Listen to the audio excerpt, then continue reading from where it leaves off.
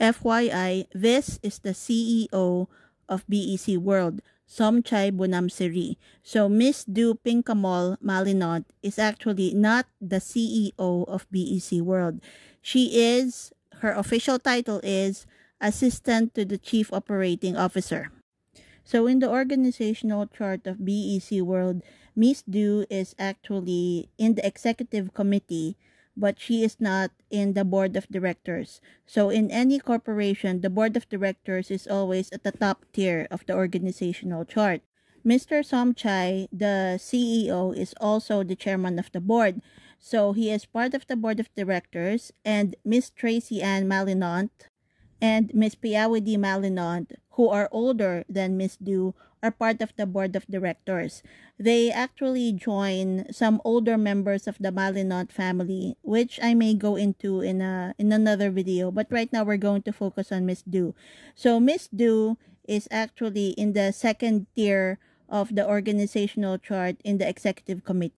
Although Miss Du is not at the top of the organization, remember, she is still part of the Malinont family, which is the largest shareholder of BEC. After all, they are the founding family of the corporation. So in this Malinont family tree that I found online, it shows here that Vichai Malinont, the founder of Bangkok Entertainment Company, which is now known as BEC World, had 3 sons. I'm not sure if this is accurate because it is incomplete. Had 3 sons, and Miss Du is actually the daughter of the eldest son, Prasarn Malinont.